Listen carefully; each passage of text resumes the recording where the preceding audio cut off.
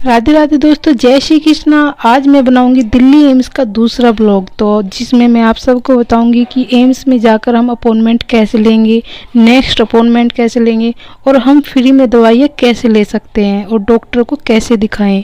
तो आइए चलते हैं दिल्ली एम्स के अंदर, जिससे हमें एंट्री करनी है गेट नंबर 1 से और हमें जाना है लाल बिल्डिंग, जहाँ पर है हृदय वृक्क एवं तंत्रिका विज्ञान केंद्र, जिससे न्यूरो भी बोलते हैं। तो हमें लाल बिल्डिंग की ओर जाना है, जिसमें जाकर हमें सबसे पहले अपॉइंटमेंट लेनी है।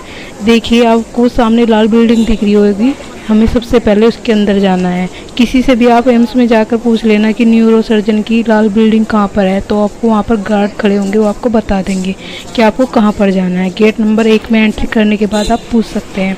वहाँ से आपको 150-200 मीटर की दूरी पर आपको लाल बिल्डिंग दिख जाएगी और आप वहाँ पर जाकर अंदर एंट्री करने के बाद अपॉइंटमेंट कैसे लेंगे वो आपको सबको मैं इस ब्लॉग के अंदर बताऊंगी।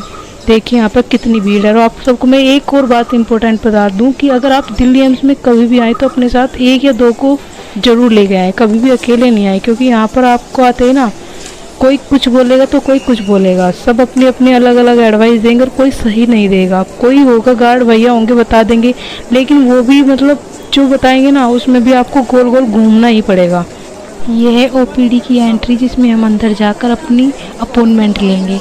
अपॉइंटमेंट हमने ले रखी है, लेकिन मैं आप सबको एक बार फिर से बताऊंगी कि अपॉइंटमेंट कैसे लेनी है। मैंने तो ले रखी है पहले ही, पर आप सबको मैं एक बार बताऊंगी। यहाँ पर 32B में ही हमेशा अपॉइंटमेंट मिलती है, लेकिन मैं इसलिए आप सबको बोल रही थी कि 2 या 3 आए। जब इस बार मैंने अपॉइंटमेंट लेने की कोशिश की तो मुझे बताया गया कि 32B में नहीं 40 में मिलेगी। तो जैसे ही मैं 40 में गई तो मुझे बताया गया कि 41 में मिलेगी। जैसे ही मैं 41 में वहाँ तक गई काउंटर तक, वहाँ पे जाके पता लगा कि यहाँ पे नहीं मिलेगी, 33 में मिलेगी। 33 में मिली। जैसे वहाँ पे जाके मैं लाइन में उनसे मिली तो उन्होंने बताया कि यहाँ पे नहीं, आपको 32B में ही मिलेगी।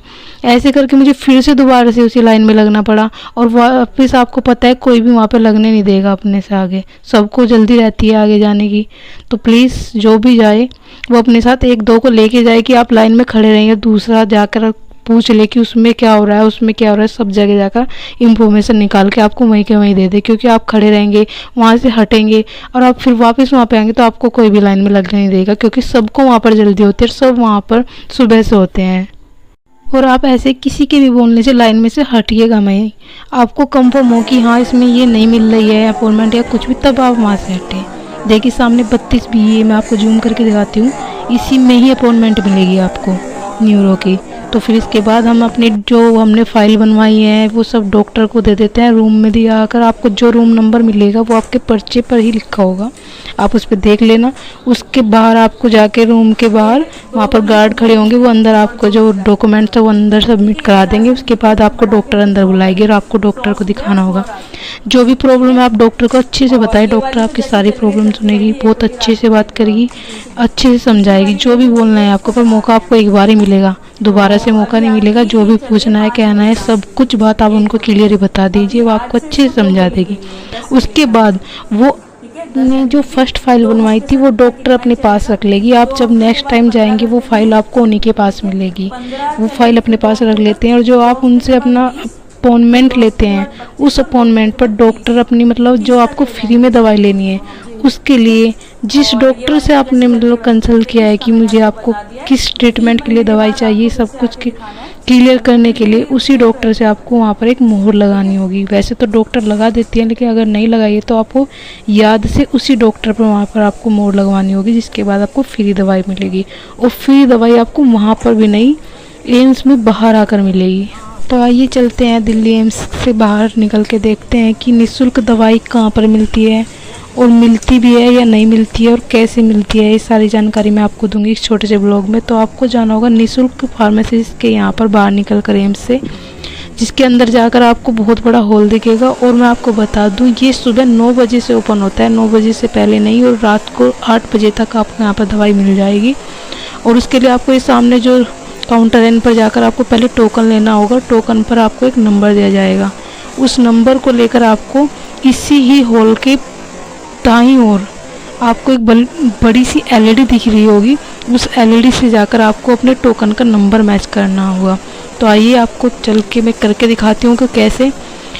तो सामने आपको देखना होगा कि एक एलईडी लगी है जिसमें जैसे कि मेरा टोकन का नंबर है F221। तो वहाँ पर नंबर चलते रहेंगे F221, 22, 23, 24, 25 या उससे पहले 20, 19, 18 जो भी है। तो आपका जो भी नंबर है आप देखना कि आपके वहाँ पर रूम नंबर भी लिखा होगा, जैसे कि काउंटर नंबर है 24, 25, 26, 27। तो आपको कौन से काउंटर से दवाई मिलेगी वो आपको इस एलईडी पर दिखता रहेगा, और जिसने दवाई ले ली वो नंबर कटिंग होते रहेंगे। तो यहाँ पर आप अपना नंबर मैच कर कर, और इन ये छोटी वाली एलईडी यहाँ पर सामने लगी हैं, इनसे मैच करना है और देखना है कि कौन से काउंटर पर आपको दवाई मिलेगी। फिर आपको जाकर वहाँ पर वेट करना है, और जहाँ पर अगर आप सुबह जल्दी ले लेते हैं तो आपका नंबर आ जाएगा। अगर आप थोड़ा सा भी लेट हो जाते हैं 11 या 12 बजे के बाद, तो आपको 2-2 घंटे तक टोकन लेकर वेट करना होगा दवाई के लिए।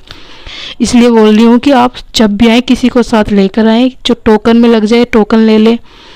और क्योंकि हम जहाँ से दिखाते हैं डॉक्टर को, जहाँ से दवाई मिलती है उसकी दूरी भी काफ़ी है। तो यहाँ पर आपको काउंटर दिख रहे होंगे 26, 25, 22, 23 जो भी है। आपको एलईडी से जो भी नंबर मिलेगा वहाँ पे पता लग जाएगा कि आपके टोकन की दवाई कौन से रूम पर मिलेगी। यहाँ पर आपको वहाँ से दवाई ले लेनी है, और दवाई लेने के बाद यहाँ पर आपको सारी दवाई, मुझे तो लगता नहीं क्योंकि मुझे नहीं मिली है, मुझे यहाँ पर सिर्फ 20% दवाई मिली है, बाकी की सारी दवाई मुझे बाहर से लेनी पड़ी। ये बोल देते हैं कि यहाँ पर ये है, आपको बाहर से लेनी पड़ेगी।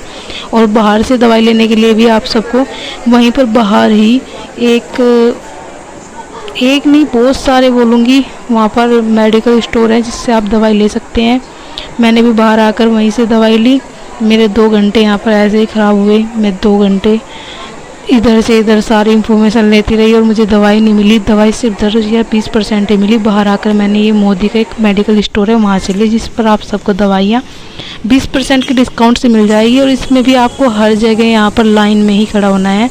एक राइट साइड में आपको टोकन लेना होगा, उसके 5 या 10 मिनट बाद आपको राइट से लेफ़्ट साइड में आपको दवाई मिल जाएगी। तो फाइनली मेरा ये ब्लॉग होता है यहीं पर ख़त्म। हम चलते हैं अपने घर। मिलेंगे दिल्ली एम्स के नेक्स्ट ब्लॉग के साथ। और आपको कुछ भी इंफॉर्मेशन और चाहिए तो प्लीज़ मुझे कमेंट में बताइए, मैं आपको सारी जानकारी देने की कोशिश करूँगी। अगर जो रह जाएगी, आपको कुछ पूछना है तो मुझे कमेंट में पूछ सकते हैं। मैं एम्स के नेक्स्ट ब्लॉग में आपको सारी इन्फॉर्मेशन देने की कोशिश और करूँगी। तो बाय बाय। आप सबको मेरा छोटा सा ब्लॉग कैसा लगा प्लीज़ मुझे कमेंट में ज़रूर बताइए। अगर थोड़ा सा भी अच्छा लगा तो मेरी वीडियो को लाइक करें, कमेंट करें, शेयर करें और मेरे चैनल को सब्सक्राइब करें। राधे राधे दोस्तों, जय श्री कृष्णा।